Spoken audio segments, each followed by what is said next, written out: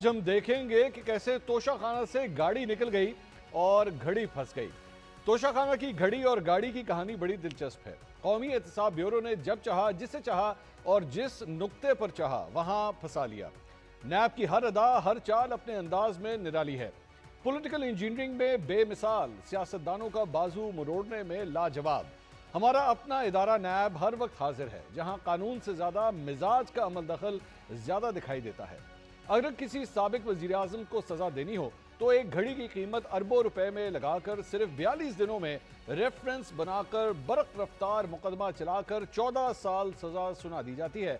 और जब किसी साबिक वजीर आजम को सजा देने का मूड ना हो तो फिर 42 से जायद महीनों तक केस लटका कर चुपके से गाड़ी गुजार दी जाती है। नाज़रीन, 2017 में नवाज शरीफ और उनके खानदान को अदलिया के फैसलों की वजह से मुश्किलात का सामना करना पड़ा।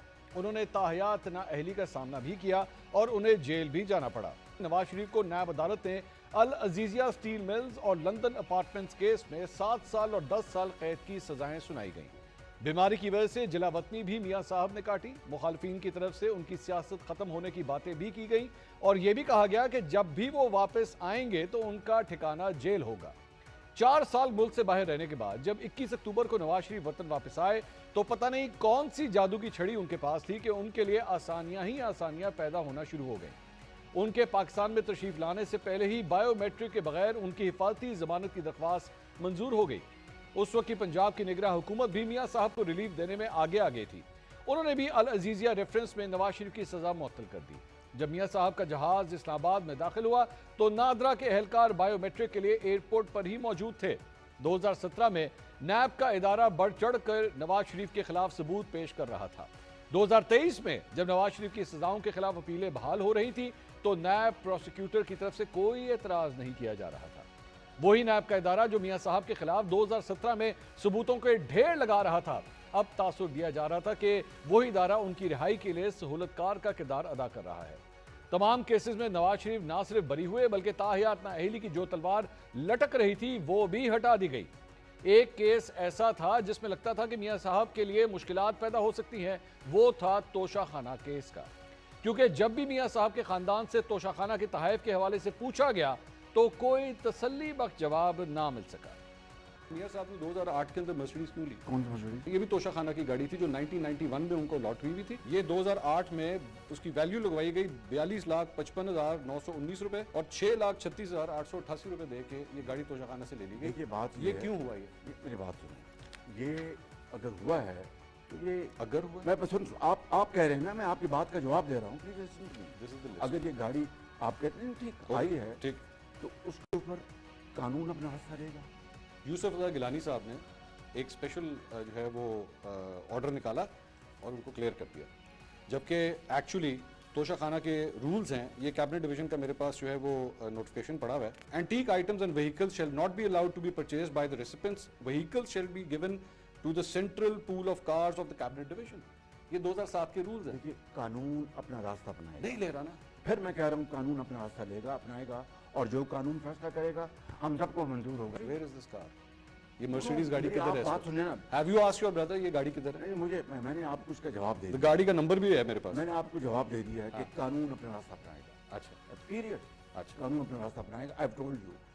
नवाज शरीफ साहब की मर्सिडीज गाड़ी, वो पता लगा कि जनाब 2008 में उन्होंने एक मर्सिडीज गाड़ी अपने लिए निकलवा ली। क्या जरूरत थी, जबकि गाड़ी अलाउड नहीं है? नहीं, वो गाड़ी जो है वो उनको जो हमारे बहुत करीबी दोस्त मुल्क हैं, सऊदी प्रिंस हैं, अब्दुल्ला बिन अब्दुल अजीज नाम तोहफे में लेते हैं। मिली थी। आज कब मिली और थी? मैं मुझे एग्जैक्टली ईयर याद नहीं। 90s के अंदर। हाँ, लेकिन मेरी एक बात सुने, तोशाखाना की जब आपने घड़ी की बात की, तोशाखाना से कानूनी तौर पे जो आपका कानून कहता है उसके मुताबिक कोई चीज़ ख़रीदना, पैसे जमा करा के जो परसेंटेज हुकूमत पाकिस्तान ने मुकर्रर की जी, उसमें कोई गलत बात नहीं। 90s में ली हुई गाड़ी 2008 में क्यों क्लियर हो रही है? क्योंकि वो जो मेरी इल्म में जहाँ तक फैक्ट है वो ये है कि जब यूसुफ रज़ा गिलानी साहब के, मेरे ख्याल है उनकी हुकूमत थी जी, ऐसे ही। तो उन्होंने कहा ये तोहफ़ा आपको मिला हुआ है और ये आपकी है, ये खड़ी हुई है और आप इसके जो ड्यूज़ हैं, जो परसेंटेज है वो पे करें। गाड़ी अलाउड नहीं थी उस वक्त, गाड़ी अलाउड नहीं थी। ये किसने बताया आपको? गाड़ी अलाउड नहीं थी। रूल्स को 2008 में रिलैक्स किया गया। यूसुफ रजा गिलानी साहब ने नवाज शरीफ साहब के लिए रिलैक्स किया। उन्होंने आसिफ अली जरदारी साहब को भी 3 गाड़ियां दी, जिसमें एक लेक्सस शामिल है, BMW 7 सीरीज मैं शामिल आपको है। एक ऑनेस्ट बात बताऊं, मुझे ऑनेस्टली इसका नहीं पता, मैं फैक्ट्स एंड फिगर्स चेक जरूर करूं। आप चेक कर लीजिएगा। नाज़रीन, जब मार्च 2020 में यूसुफ रजा गिलानी, आसिफ अली जरदारी और नवाज शरीफ के खिलाफ तोशाखाना रेफरेंस दायर किया गया तो ये मौक़िफ़ इख्तियार किया गया कि उन्होंने गैर कानूनी तौर पर गाड़ियां हासिल की। नवाज शरीफ के हवाले से रेफरेंस में कहा गया कि 2008 में नवाज शरीफ किसी भी ओहदे पर नहीं थे और इसी अरसे में उन्हें बगैर किसी दरख्वास्त के तोशाखाना से गाड़ी फराहम की गई। रेफरेंस के मुताबिक नवाज शरीफ ने अदायगियां जाली अकाउंट से की और उस वक्त के वज़ीर आज़म यूसुफ रजा गिलानी को कोई दरख्वास्त दिए बगैर ये गैर कानूनी फ़ायदा हासिल किया गया। रेफरेंस में इस्तदा की गई कि मुल्ज़मान को कानून के मुताबिक सज़ा दी जाए। 9 सितंबर 2020 को बाकी मुल्ज़मान पर फर्द जुर्म आयद कर दी जाती है, जबकि नवाज शरीफ को इश्तिहारी करार दे दिया जाता है। केस चलता रहता है और फिर हवाओं का रुख बदलता है और लगता है कि नवाज शरीफ के खिलाफ किसी केस में नैब की कोई दिलचस्पी नहीं। तोशाखाना केस में नवाज शरीफ जिसके खिलाफ इतना बड़ा रेफरेंस तैयार किया जाता है, जब वो नैब अदालत में अपना जवाब जमा करवाते हैं तो उस जवाब पर नैब को कोई एतराज़ नहीं होता। नैब ने आज जो रिपोर्ट तोशाखाना केस में नवाज शरीफ के लिए जमा कराई, अगर उसका मुआवजा आज से 4 साल कबल दायर किए गए रेफरेंस से किया जाए तो बहुत सारे तजादात सामने आते हैं। 4 साल पहले रेफरेंस के मुताबिक जो गाड़ी तोशाखाना का हिस्सा थी, अब रिपोर्ट में वो विफाकी ट्रांसपोर्ट पूल का हिस्सा कैसे बन गई। 4 साल पहले रेफरेंस में कहा गया कि 2008 में नवाज शरीफ के पास कोई ओहदा नहीं था और यूसुफ रजा गिलानी को कोई दरख्वास्त दिए बगैर काबीना डिवीजन से फायदा हासिल किया गया।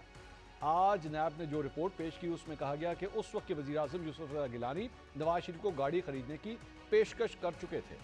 4 साल पहले उसी नैब ने रेफरेंस में कहा कि नवाज शरीफ ने फायदा हासिल किया था। 4 साल पहले कहा गया कि गाड़ी तोशाखाना से ली गई, लेकिन आज कहा जा रहा है कि विफाकी ट्रांसपोर्ट पूल से खरीदी। 4 साल पहले रेफरेंस में कहा गया कि गाड़ी की अदायगी जाली बैंक अकाउंट से की गई, लेकिन आज रिपोर्ट में उसी नैब की तरफ से कहा गया कि अदायगी जाली बैंक अकाउंट से नहीं की गई। नैब की तरफ से 4 साल पहले रेफरेंस में कानून के तहत सख्त सजा की इस्तदा की जा रही थी, आज उसी नैब की तरफ से इस्तदा की जा रही है कि अदालत नवाज शरीफ को तोशाखाना रेफरेंस में बरी कर सकती है। ये पहला केस नहीं, इससे पहले भी कई केसेस सामने आ चुके हैं जिसमें सबूतों के ढेर लगा दिए जाते हैं और सैकड़ों समातें होती हैं, सजाएं सुनाई जाती हैं और वही इदारा जो सजा दिलवाने के लिए पूरी कोशिश कर रहा होता है वही बाद में सजा याफ्ता शख्स की रिहाई के लिए दलाइल दे रहा होता है। नाज़रीन, आज तोशाखाना से गाड़ी निकल गई, कल को हालात बदले तो घड़ी भी बआसानी निकल जाएगी, लेकिन अदालतें और मीडिया जो नैब मुल्ज़मान का मुसलसल ट्रायल करते रहे हैं, ये कहाँ खड़े होंगे? क्या नैब के इदारे को बंद कर देना चाहिए या एक मौसर कानून साजी के जरिए इससे काबिल एतमाद इदारा बनना चाहिए? इस अहम मौजू पर आज के प्रोग्राम में बात होगी।